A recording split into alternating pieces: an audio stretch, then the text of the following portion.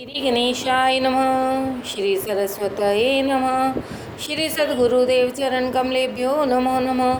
ओम नमो भगवते वासुदेवाय। श्री राधा कृष्णाय नमो नमः। श्री रामचंद्र डोंगरे जी महाराज द्वारा रचित श्रीमद्भागवत रहस्य अध्याय 21। भगवान कपिल द्वारा भक्ति योग की महिमा का वर्णन। माता देवहूति को तीव्र भक्ति करने की आज्ञा दी है। तीव्र भक्ति का अर्थ है एक भी क्षण ईश्वर से विभक्त न होना। इस तरह प्राकृतिक गुणों से निष्पन्न शब्द आदि विषयों का त्याग करके वैराग्य युक्त ज्ञान से, योग से और मेरे प्रति की गई सुदृढ़ भक्ति से मनुष्य अपनी इसी देह में अपनी अंतरात्मा के समान मुझे प्राप्त कर लेता है। भगवान की अहेतु की निष्काम भावना भक्ति से श्रेष्ठ है। कपिल भगवान माता देवहूति से कहते हैं, यह सब जो दृश्यमान है वह सत्य नहीं है। स्वप्न असत्य होते हुए भी सुख दुख देता है। जिस प्रकार स्वप्न देखने वाले को अपना मस्तक बिना कटे भी उसके कट जाने की भ्रांति होती है और वह रोने लगता है, उसी प्रकार अविद्या के कारण जीवात्मा को सब भ्रांति होती है। इससे ही माया कहते हैं। वस्तु न होने पर भी वह स्वप्न में दिखाई देती है। उसी तरह तात्विक दृष्टि से कुछ भी न होते हुए भी जागृत अवस्था में माया और अज्ञान के कारण सब कुछ का आभास होता है। कपिल आगे कहते हैं, माता जगत स्वप्न जैसा है। यह सिद्धांत भागवत में बार बार इसलिए कहा गया है कि जिससे जगत के पदार्थ के लिए मोह न जागे, संसार के विषयों के प्रति पूर्णतः वैराग्य हो। इसीलिए यह कहा गया है। सांसारिक सुख के उपभोग की लालच जब तक बनी रहे तब तक मानो कि तुम सोए हुए हो। जागे हुए को ही कन्हैया मिलता है। सुख भोगने की इच्छा बड़ी दुखद है। भागवत ध्यान में जगत विस्मृत हो जाए तभी ब्रह्म संबंध जुड़ जाता है। ध्यान में प्रथम शरीर को स्थिर करो, फिर आँखों को स्थिर करो और अंत में मन को स्थिर करो। जब तक शरीर और आँखें स्थिर नहीं हो पाती तब तक मन स्थिर नहीं हो पाता। आँखों में श्री कृष्ण के स्थिर होने पर मन शुद्ध होता है।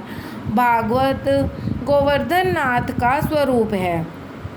श्री कृष्ण के स्वरूप में ध्यान रखकर कथा सुनो। आँखें श्री कृष्ण में और प्राण कानों में स्थिर कर कथा सुनो। जिसे ध्यान करना है वह एक आसन पर बैठे और मन को स्थिर करे। ध्यान करते समय संसार को मन से बाहर करो। ध्यान करने से मन स्थिर होता है। बिना ध्यान के दर्शन परिपूर्ण नहीं होता। भोग भूमि में रहकर भगवान का ध्यान करना टेढ़ा काम है। संसार में रहकर ज्ञान भक्ति में निष्ठा रखना सरल नहीं है।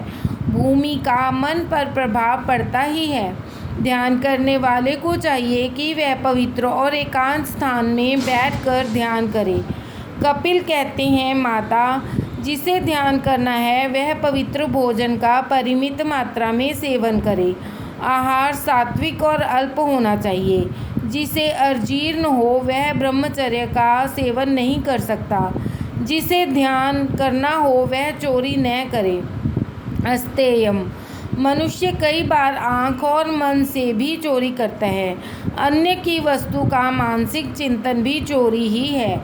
जो ध्यान करना चाहता है उसे ब्रह्मचर्य का पालन करना चाहिए। सभी इंद्रियों से ब्रह्मचर्य का पालन किया जाए। कई लोग शारीरिक ब्रह्मचर्य का पालन तो करते हैं किंतु मानसिक ब्रह्मचर्य का पालन नहीं करते।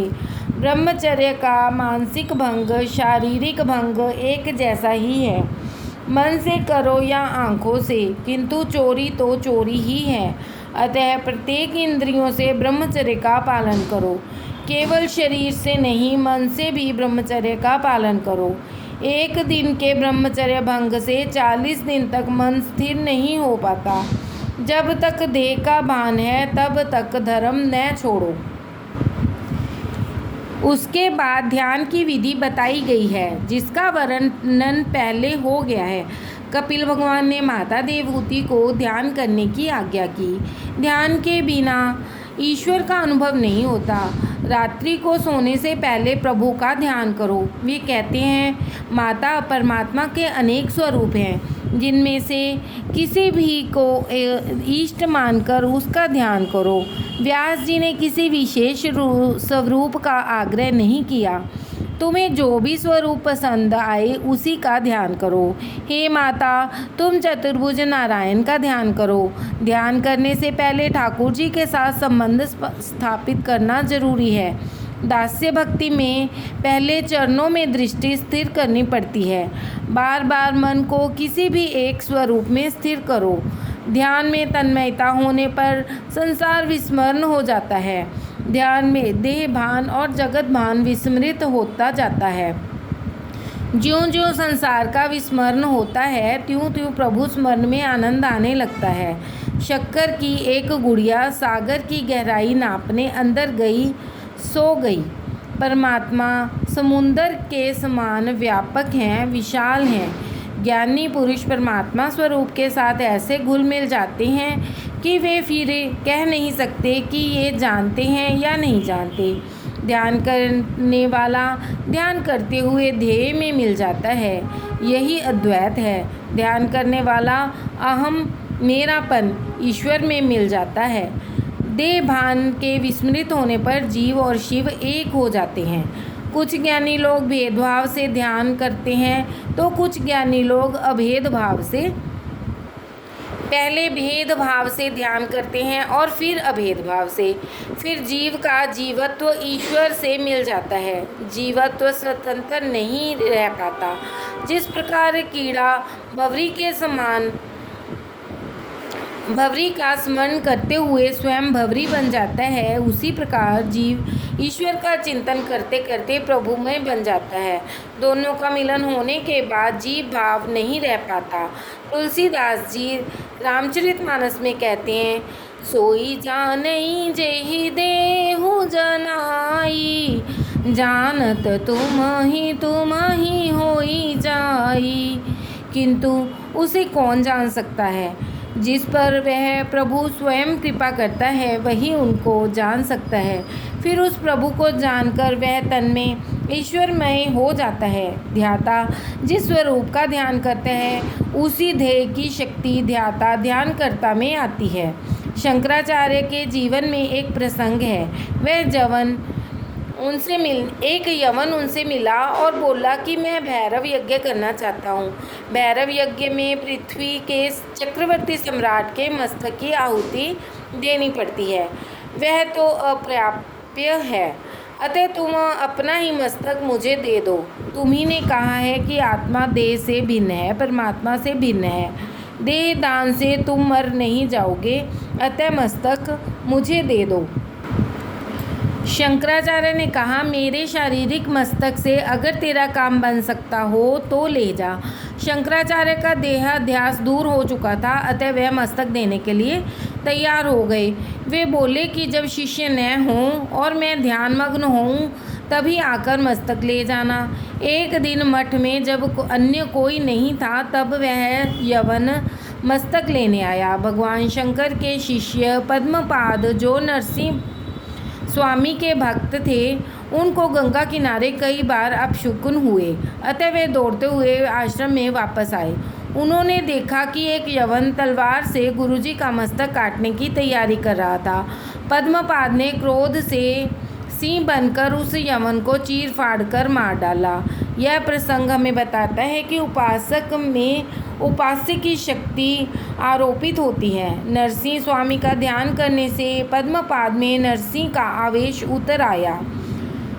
शुकदेव जी का वर्णन करते हैं, मदिरा से बदान्ध बने व्यक्ति को देहभान नहीं रहता। उसी प्रकार ध्यान करता हुआ जो देहभान भूलता है वह भगवान के पीछे पड़ जाता है। प्रभु प्रेम में जो पागल हुआ है वह सुखी है और अन्य सभी दुखी हैं। भगवान के सिवा और कोई है ही नहीं। उस समय दृष्टा भी भगवत रूप हो जाता है। यह अपरोक्ष साक्षात्कार है। ऐसी मान्यता होने पर भक्ति सुलभ हो जाती है। कपिल भगवान उपदेश देते हैं, माता, इन सब की अपेक्षा श्री कृष्ण का ध्यान करते हुए जो व्यक्ति देह भान भूल जाता है वह सर्वश्रेष्ठ है। भगवत भक्त प्रारब्ध कर्मों को भी मिथ्या कर सकते हैं और अतः वे श्रेष्ठ हैं। प्रेम अनन्योन्य होता है। तुम ठाकुर जी का स्मरण करोगे तो वे भी तुम्हें नहीं भूलेंगे। एक बार नारद जी वैकुंठ लोक में आए। लक्ष्मी जी तो वहाँ थी किंतु भगवान नजर न आए। इधर उधर ढूंढने पर उन्होंने देखा कि भगवान ध्यान लगाए हुए बैठे हैं। नारद जी ने उनसे पूछा, किसका ध्यान कर रहे हैं आप? भगवान ने कहा, मैं तो अपने भक्तों का ध्यान कर रहा हूँ। भगवान अपने प्रिय भक्तों का ध्यान करते हैं। नारद जी ने पूछा कि ये वैष्णव क्या आपसे श्रेष्ठ हैं जो आप उनका ध्यान कर रहे हैं? भगवान ने कहा, हाँ, वे मुझसे भी श्रेष्ठ हैं। तब नारद जी ने कहा, सिद्ध करके दिखाइए अपनी बात। भगवान ने पूछा, जगत में सबसे बड़ा कौन है? नारद जी ने कहा, पृथ्वी। प्रभु ने कहा, पृथ्वी तो शेषनाग जी के सिर पर आधार रखती है, फिर वह ऐसे श्रेष्ठ मानी जाए। नारद जी ने कहा, तो शेषनाग बड़े हैं। भगवान ने कहा, वह बड़ा कैसे हो गया? वह तो शंकर जी के हाथ का कंगन है, अतः शेष से शिव जी महान है। उनसे बड़ा रावण है, क्योंकि उसने कैलाश पर्वत को उठा लिया था।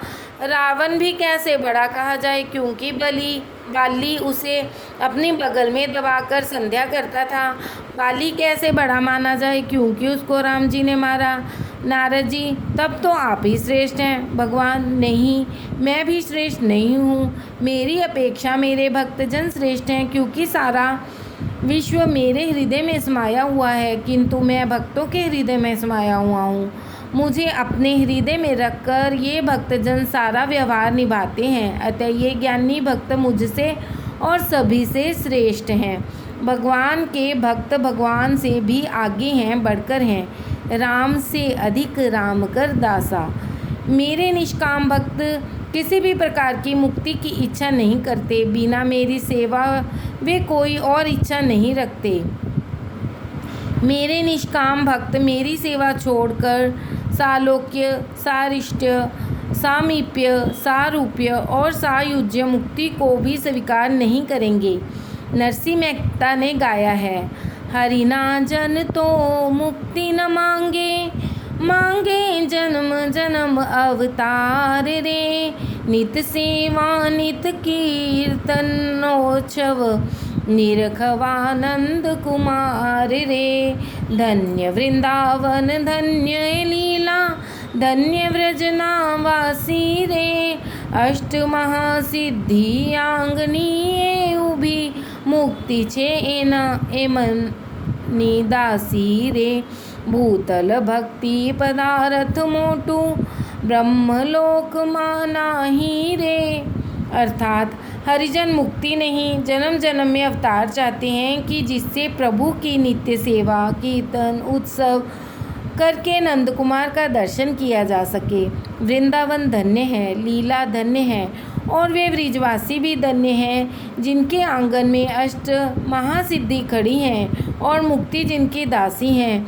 ब्रह्मलोक में भी जो प्राप्त नहीं हो सकता, ऐसा पदार्थ भक्ति केवल पृथ्वी पर ही प्राप्य है। मेरे भक्तजन मेरे प्रेम रूपी अप्राकृत स्वरूप को प्राप्त करते हैं, जबकि देह गेह में आसक्त पुरुष अधोगति पाते हैं। कपिल जी कहते हैं, माता, और मैं क्या कहूँ, ईश्वर से विभक्त हुआ जीव कभी सुखी नहीं हो सकता। वृद्धावस्था में यह शरीर तो जर्जर होता है, किंतु मन और बुद्धि जवान ही रह जाते हैं। यौवन में जिनका उपभोग किया था उन सुखों का बार बार चिंतन करता रहता है। भगवान का चिंतन न हो सके तो कोई हर्ज नहीं है, किंतु सांसारिक विषयों का चिंतन तो कभी मत करो। वृद्धावस्था में दुख सहना पड़ता है, सेवा कोई नहीं करता। यदि तुम अपने माता पिता की सेवा करोगे तो तुम्हारी वृद्धावस्था में तुम्हारी संतानें तुम्हारी सेवा करेंगी। माता पिता, गुरु, अतिथि और सूर्य, ये चार इस संसार में प्रत्यक्ष देव हैं, इनकी सेवा करो। मनुष्य के पास वृद्धावस्था में धन नहीं होगा तो उसकी दशा कुत्ते जैसी होगी। गृहपाल इवाहरण। वृद्धावस्था में दुखी होने पर भी ममता नहीं छूटती है और औरों को सुखी करोगे तो सुखी होगे। वृद्धावस्था में शरीर के दुर्बल हो जाने पर भी सत्संग और भजन करने से मन और जीव युवा होंगे।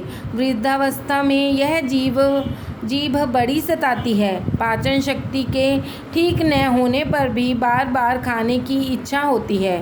शरीर ठीक रहे तब तक बाजी हाथ में है। इतने में प्रभु को प्रसन्न करोगे तो बेड़ा पार हो जाएगा। बूढ़ा खटिया पर पड़ा है, मल शुद्धि भी सेज पर ही करनी पड़ती है। कुछ पापी लोगों को तो इसी लोक में नरक यातना भुगतनी पड़ती है। मृत्यु के 6 मास पहले यमदूत का स्वरूप में दर्शन होता है। अति पापी को वृद्धावस्था में यमदूत दिखाई देता है। जिनके लिए पानी की तरह पैसा बहाए हों, वे लोग उस मरण के किनारे पहुँचे हुए बूढ़े के मरण की बेसब्री से राह देखते हैं। मरते मरते हमें कुछ देता जाएगा, ऐसा सोचकर ही आपत वर्ग उसकी सेवा करता है। सभी स्वार्थी रिश्तेदार आ पहुँचते हैं। रिश्तेदारों को भागवत ने लोमड़ी कुत्तों का सा कहा है। पुत्रियां भी बड़ी लालची होती हैं। पिता की बीमारी की खबर सुनते ही दौड़ आती हैं। पिताजी, मैं आपकी मणि मुझे नहीं पहचाना, किंतु मणि बहन कुछ भी उजाला दे नहीं सकी। वह बूढ़ा रो रहा है। वह जानता है कि स्त्री और संतान कोई साथ नहीं जाएंगे, मुझे अकेला ही जाना पड़ेगा, फिर भी विवेक नहीं आ पाता। यमदूत इस जीवात्मा को देह में से बाहर खींच निकालते हैं। अंतकाल में 2 यमदूत आते हैं, पुण्य पुरुष और पाप पुरुष। दोनों यमदूत जीवात्मा को मारते हैं। पुण्य पुरुष जीव से कहता है कि पुण्य करने का तुझे अवसर दिया था, फिर भी तूने पुण्य नहीं कमाया। मरते समय जीव बड़ा ही छटपटाता है। यमदूत की गति पग से आँख तक होती है। ब्रह्मरंध में जो अपने प्राण को स्थिर कर सकता है, उसका यमदूत कुछ नहीं कर सकते। राधे राधे। देह गेय में आसक्त पुरुषों की अधोगति का वर्णन। मृत्यु के बाद पूरा जन्म याद नहीं आता। स्थूल शरीर के अंदर सूक्ष्म शरीर होता है और सूक्ष्म शरीर के अंदर कारण शरीर। सूक्ष्म शरीर के अंदर रहती हुई वासनाएं ही कारण शरीर हैं। यमदूत जीवात्मा को उसके साथ ही यमपुरी ले जाते हैं। अतिशय पापी व्यक्ति के लिए यमपुरी का मार्ग भयंकर होता है। पापी को गर्म बालू पर चलना पड़ता है। जीवात्मा को उसके द्वारा किए हुए पापों की सूची यम की राजसभा में चित्रगुप्त सुनाते हैं। 14 साक्षी भी उपस्थित किए जाते हैं। वे साक्षी हैं पृथ्वी, चंद्र, सूर्य आदि। जीवात्मा को उसके पापों के अनुसार नरक दंड दिया जाता है। यदि किसी के पाप पुण्य समान हो तो उसे चंद्रलोक में भेजा जाता है। पुण्य के समाप्त होने पर जीव को फिर मनुष्यलोक में जन्म लेना पड़ता है। कई जन्म मरण का दुख उसे भुगतना पड़ता है। वृंदावन में एक महात्मा रहते थे। वे एक बार ध्यान में बैठे थे कि एक चूहा उनकी गोद में छिप गया, क्योंकि उसके पीछे बिल्ली दौड़ रही थी। महात्मा ने दया से उस चूहे को कहा कि तू जैसा चाहे वैसा तुझे बना दूँ। चूहे की बुद्धि भी आखिर कैसी ही सकती है। उसने सोचा कि यदि मैं बिल्ली बन जाऊं तो फिर किसी भी और से डर नहीं रहेगा। चूहे ने मांग पर महात्मा ने उसे बिल्ली बना दिया। एक बार उस बिल्ली का एक कुत्ते ने पीछा किया। उसने कुत्ता बनना चाहा, वह कुत्ता हो गया। जंगल में एक बार शेर ने उसका पीछा किया तो महात्मा से शेर बनना चाहा। महात्मा ने उसे शेर बना दिया। अब उसकी मति भ्रष्ट हो गई और हिंसक वृत्ति जागृत हुई और उसने सोचा कि मैं इस महात्मा को खा जाऊं, अन्यथा वे कहीं मुझे फिर से चूहा न बना दें। अब वह महात्मा को खाने के लिए आया तो महात्मा ने कहा कि तू मुझे खाना चाहता है। उन्होंने बाघ को फिर से चूहा बना दिया। यह कथा केवल चूहा बिल्ली की ही नहीं, हमारी भी है। यह जीव कभी चूहा था, बिल्ली था और फिर मानव हो गया तो कहने लगा कि मैं ईश्वर को नहीं मानता, धर्म मुझे स्वीकार्य नहीं है। तब भगवान भी सोचते हैं कि अब तू कहाँ जाएगा, मैं तुझे फिर से चूहा बिल्ली बना दूंगा। इस मनुष्य जन्म में जीव ईश्वर को पहचानने और प्राप्त करने का प्रयत्न नहीं करेगा तो उसे फिर पशु ही बनना पड़ेगा। पशु पक्षियों के अवतारों में कई प्रकार के कष्ट सहने के बाद जीव मनुष्य योनि पाता है। गर्भाधान के दिन जीव पानी के बुलबुले सा सूक्ष्म होता है। 10 दिनों बाद वह फल सा बड़ा होता है। 1 मास बाद गर्भ सिर वाला होता है। 2 मास बाद हाथ पांव, 3 महीनों बाद बाल नाखून, 4 महीनों बाद 7 धातु, 5 महीनों बाद भूख प्यास का ज्ञान, 6 महीने में माता के पेट में भ्रमण, ऐसा क्रम है। अनेक जंतु उत्पन्न हो सके ऐसे विष्ठा मूत्र से भरे हुए भाग में जीव को रहना पड़ता है। जंतु के काटने से मूर्छित हो जाता है। माता द्वारा खाई हुई मिर्ची, कटु, खट्टा, गरम आदि आहार से भी उसके अंगों में वेदना होती है। इस तरह गर्भ में कई प्रकार के कष्ट झेलता है। पिंजरे में बंद पक्षी की भांति वह कुछ भी करने में असमर्थ है। 7वें महीने में जीवात्मा को पूर्व जन्म का ज्ञान होता है। वह गर्भ में प्रभु की स्तुति करता है, नाथ मुझे बाहर निकालो। गर्भाभास और नरकाभास एक समान ही है। मुझे बाहर निकालोगे तो मैं आपकी सेवा करूँगा, भक्ति करूँगा। गर्भ में जीव ज्ञानी होता है। भगवान के आगे वह अनेक प्रतिज्ञाएं करता है, मुझे बाहर निकालिए, मैं बड़ा दुखी हूँ। प्रसव समय की पीड़ा के कारण वह पूर्व जन्म के ज्ञान को भूल जाता है। जीव अनादिकाल में बाल्यावस्था में, यौवन में और वृद्धावस्था में दुख झेलता आया है। जन्म मरण के दुख एक ही समान भयंकर हैं, उनका कभी अंत नहीं हो पाता। जन्म होते ही माया का स्पर्श होता है। संसार में माया किसी को भी नहीं छोड़ती। जीव एक ही वस्तु से प्रेम करे तो ईश्वर खुश होते हैं। जीव बाल्यावस्था में माता से और फिर खिलौनों से प्रेम करता है, फिर कुछ बड़े होने पर पुस्तकों से प्रेम करने लगता है। पुस्तकों का मोह उतरते उतरते रुपए पैसों से प्रेम करने लगता है, फिर पत्नी से प्रेम करने लगता है। उससे वह कहता है कि मैं तेरे लिए हजारों रुपए खर्च कर सकता हूँ। फिर पत्नी के इशारों पर नाचने लगता है, किंतु पत्नी प्रेम भी हमेशा नहीं रहता। 2-4 बच्चों के होने पर व्याकुल हो जाता है। संतानों के होने पर पत्नी का मोह घटने लगता है। प्रभु की माया बड़ी विचित्र है, विवाहित भी पछताता है और अविवाहित भी। अनेक जन्मों में यह जीव इसी प्रकार भटकता आया है। अतः कपिल भगवान कहते हैं, हे माता, अब भी तुम्हें कब तक भटकना है। अपने मन को संसार के विषयों में से हटाकर प्रभु में स्थित करो। परमात्मा के चरणों का आश्रय ग्रहण करके जन्म मरण के चक्र से जो मुक्त हुआ है उसी का जीवन सफल हुआ है, ऐसा मानो। देवहूति को तत्व ज्ञान और मोक्ष पद की प्राप्ति। माता को उपदेश देकर कपिल भगवान वहाँ से चलने लगे। माता जी से आज्ञा मांग ली जाने के लिए कपिल भगवान कलकत्ता के समीप संगम तीर्थ पर आए। आज भी उनके दर्शन होते हैं। समुद्र में कपिल नारायण का स्वागत किया।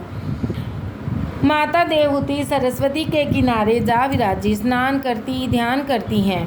अतः मन की शुद्धि होती है। मन से नारायण का चिंतन करते करते मुक्ति मिल गई। उन्हें सिद्धि मिलने के कारण उस गांव का नाम सिद्धपुर पड़ा।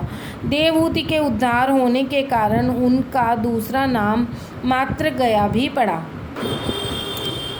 इस कपिल गीता को सुनने से श्रोता वक्ताओं के अनेक पाप नष्ट हो जाते हैं। अनेक प्रकार के कर्म, यज्ञ, दान, तप, वेदाध्ययन, वेद विचार, मन इंद्रियों का संयम, कर्म योग, अनेक प्रकार का योगाभ्यास, भक्ति योग, प्रवृत्ति मार्ग और निवृत्ति मार्ग और सत्काम और निष्काम धर्म, आत्म तत्व का ज्ञान और दृढ़ वैराग्य, इन सभी साधनों से सगुण निर्गुण रूप परमात्मा की प्राप्ति हो जाती है। इन सभी मार्गों से प्राप्त करने का तत्व तो एक ही है, परमात्मा। हरे राम राम राम हरे हरे, हरे कृष्ण कृष्ण कृष्ण हरे हरे।